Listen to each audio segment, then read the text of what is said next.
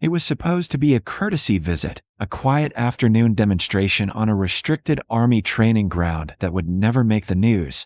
But what happened there would be whispered about for decades among officers who knew better than to write it down, because on that day Bruce Lee was openly taunted by one of the most feared figures in the U.S. military, a female general who looked him in the eye and said, "Beat me, and I will salute you forever." A challenge that no one present believed he could survive, let alone accept. The year was 1968, and the base sat deep in the Mojave Desert, a place chosen specifically because nothing accidental ever happened there. Bruce Lee arrived without an entourage, without ceremony, dressed simply, carrying no gear except his own body, while rows of soldiers watched him with the same expression they reserved for live-fire drills: interest without respect. To them, he was a film martial artist, a small man with fast hands and philosophical words, invited as a consultant because someone high up thought his ideas about speed and efficiency might be interesting. But standing off to the side, arms folded, was General Alexandra Hayes, a combat commander with 2 decades of battlefield experience, a woman who had buried friends, broken men in training, and built her reputation on one principle alone: pressure reveals truth. Hayes had not come to observe. She had come to test. As Bruce demonstrated footwork and reaction drills to a semicircle of instructors, she watched silently, noting every movement, every pause, every breath, her sharp eyes cataloging what she believed were flaws disguised as elegance. When the polite applause ended, she stepped forward, boots crunching against the gravel, and the temperature of the entire training yard changed.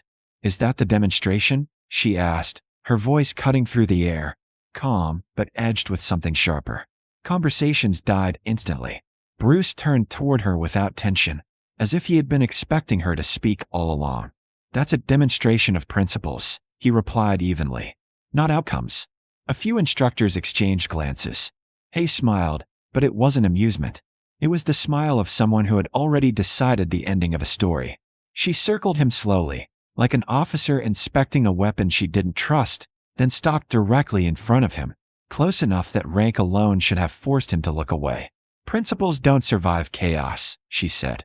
"I train people who fight when exhausted, wounded, terrified.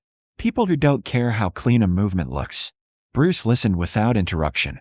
He always did. "I don't doubt that," he said. "But chaos still obeys laws." That earned a low murmur from the watching soldiers. Hayes raised an eyebrow. "You think laws matter when someone is trying to kill you?"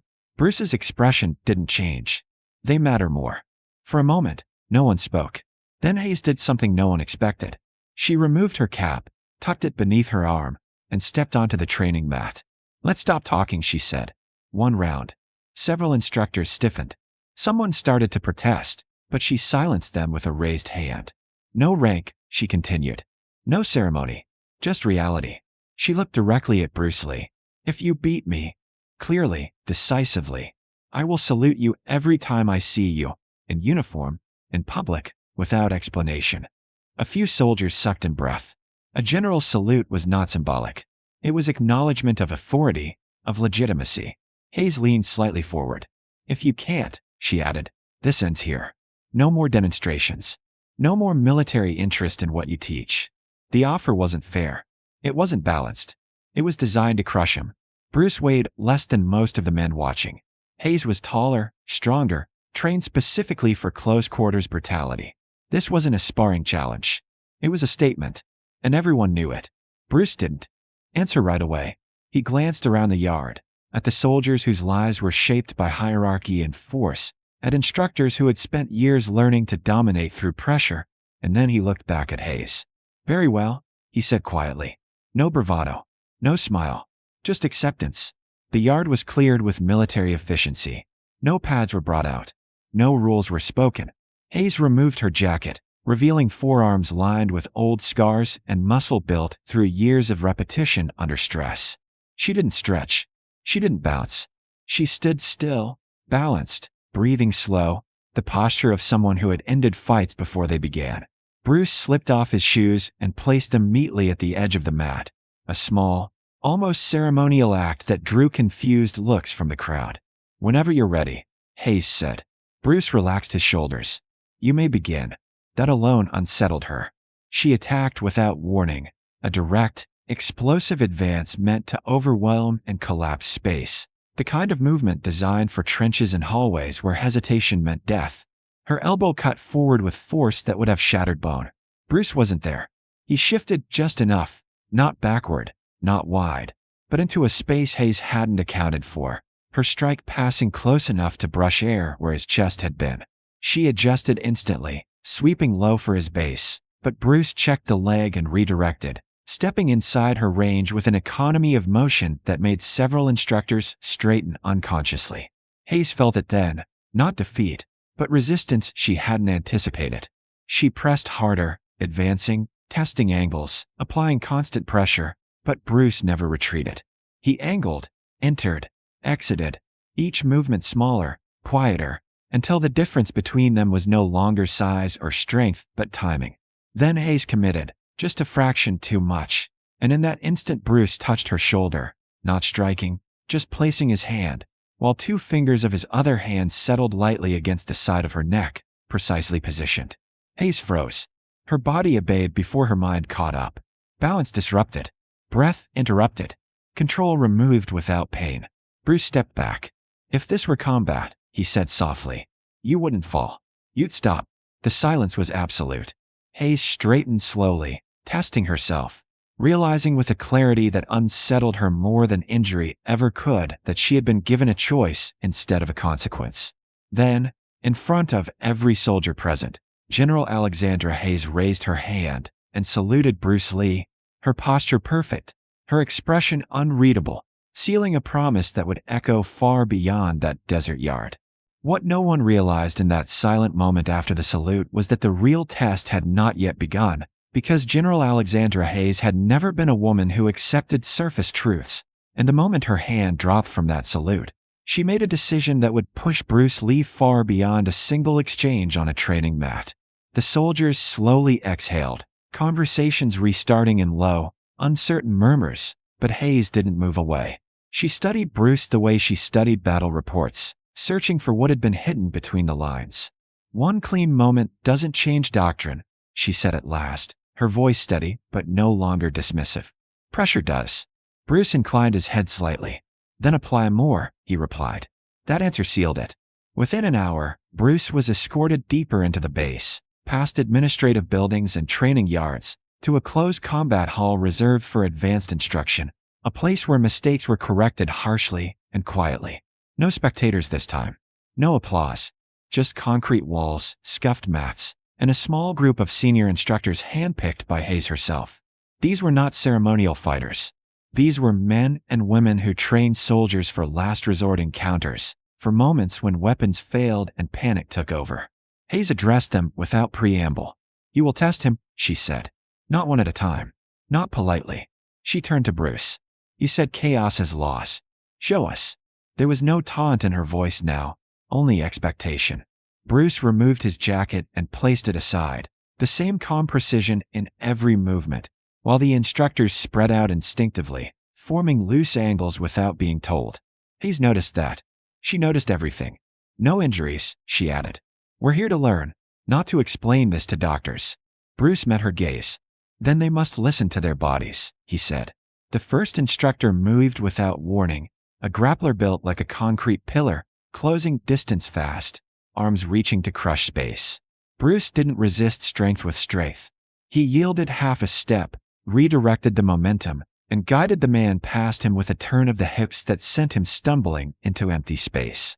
Before the instructor could recover, Bruce was already moving, not attacking but positioning, forcing the next fighter to adjust. A second instructor rushed in, fists heavy, trained to overwhelm through volume. Bruce slipped inside the arc of the punches, his forearm intersecting just enough to break rhythm, his footwork carving angles that made the attacker feel late before he understood why. Hayes felt her jaw tighten. This wasn't flash. This wasn't speed for its own sake. It was subtraction. Bruce was removing options. Two more instructors engaged simultaneously, coordinating instinctively, trying to corner him. Bruce didn't run. He stepped toward the pressure, collapsing the space between threats so that they interfered with each other, one body becoming an obstacle to the next. A palm touched a shoulder. A forearm pressed a hip. Balance failed without pain. One instructor hit the mat hard enough to knock the wind from his lungs. Another stopped short, realizing too late that he had no clear line. "Stop," Hayes said sharply. The room froze. She raised a hand, and the instructors stepped back, breathing hard, eyes narrowed with something dangerously close to respect. "Again," she said. "But this time you don't chase him." She turned to Bruce. "We don't chase in combat. We trap." The instructors adjusted, spreading wider, controlling space instead of rushing. Bruce nodded once, acknowledging the change. This time the engagement lasted longer. Bruce moved less. He waited more. He let tension build until someone felt forced to act. When they did, he responded with terrifying efficiency, intercepting intent rather than motion, stepping into gaps that existed for fractions of a second. Hayes watched carefully as patterns emerged. Bruce wasn't reacting randomly. He was shaping behavior, guiding opponents into decisions that benefited him. "He's teaching without speaking," one instructor murmured. Hayes didn't answer. After several exchanges, she raised her hand again. "Enough." She walked onto the mat, boots echoing softly. "You're not fighting them," she said to Bruce. "You're managing them." Bruce wiped his hands on his pants, breathing calm. "Fighting is management," he replied. "Of space, of time, of fear." Hayes studied the instructors, some nursing bruised pride more than bruised bodies. "You felt it," she said to them. "The moment where you weren't injured, but you were done." Several nodded reluctantly. Hayes turned back to Bruce. "Most of my people are trained to push until something breaks," she said. "You train to end things before they start." "I trained to survive," Bruce answered, "and to let others survive." That word lingered. Hayes dismissed the instructors and led Bruce into her office, a stark room with maps on the walls and reports stacked with brutal neatness. She closed the door herself. "You embarrassed me out there," she said, not unkindly. Bruce smiled faintly. "I didn't intend to." She shook her head. "That's the problem. You didn't need to." She leaned back against her desk, folding her arms. "I've spent my career teaching people to dominate chaos through force. Today, you showed me control without dominance." Bruce was quiet. Hayes looked at him directly. "That salute wasn't symbolic," she said. "It was conditional." Bruce waited. "I will keep it," she continued. "But only if what you showed me can be taught." Bruce considered that. "Anyone can learn principles," he said. "Few are willing to unlearn habits." Hayes nodded slowly. "That may be the hardest lesson we have." She stepped forward and extended her hand, not as a general, not as a superior, but as a professional. "Stay," she said. "Not forever. Long enough to break some rules." Bruce shook her hand. "Rules can be useful," he replied, "until they aren't." Hayes smiled then, a real smile this time. "Welcome to the dangerous part," she said. And somewhere deep in the desert base, a quiet shift began, one that would ripple through training halls and command rooms alike, all because a small man had accepted a challenge that was never meant to be fair. What followed never appeared in reports, never reached official doctrine, and was never spoken about outside a narrow circle of people who understood the cost of being raw, because part 3 was where the consequences of that salute finally revealed themselves. Bruce Lee remained on the base for 3 days, not as a guest, and not as an instructor, but as an anomaly that General Alexandra Hayes wanted understood before it disappeared. No announcements were made. No schedules posted. Instead, selected units were rotated through closed sessions under the guise of experimental readiness drills, and every door was locked. Hayes watched from the edges, sometimes silent, sometimes interrupting, sometimes asking questions that forced everyone in the room to confront uncomfortable gaps in their thinking. Bruce didn't lecture. He barely spoke. He demonstrated once, then stepped back and let the soldiers fail. He let them rush, overcommit, collide with each other, burn energy, and lose balance. Only then would he move, correcting with a single adjustment, a slight change of angle, a shift of timing that suddenly made everything work. The soldiers began to understand something unsettling. Bruce wasn't giving them techniques. He was taking their panic away. On the final day, Hayes ordered a full-pressure scenario, the kind reserved for in-stage training, where fatigue, confusion, and limited space were used to strip people down to instinct. Bruce was placed in the center, surrounded, lights dimmed, noise pumped into the room to simulate chaos. "No mercy," Hayes said flatly. "But no injuries." The signal sounded. They came in waves. Bruce didn't dominate them. He dissolved them. One attacker lost balance before he knew why. Another found his path blocked by his own teammate. Every movement Bruce made created a second-order effect that compounded until the room slowed, not because he was fast, but because everyone else was late. At the end, no one was hurt, but no one was standing comfortably either. Hayes stepped forward, her face unreadable, and for the second time in 3 days, she raised her hand and saluted. This time, no one was surprised. Later, alone in her office, she asked the question that had been forming since the first exchange on the mat. Why don't you finish people when you can? Bruce thought for a long moment before answering. Because the goal isn't to win, he said. It's to end the need to fight. Hayes nodded slowly. Years later, long after Bruce Lee's death, officers would still speak quietly about the woman general who saluted a civilian martial artist without hesitation, and about the training shift that followed, subtle but lasting. Hayes kept her promise. Every time their paths crossed after that, in corridors, at demonstrations, even once in front of visiting officials, she saluted Bruce Lee.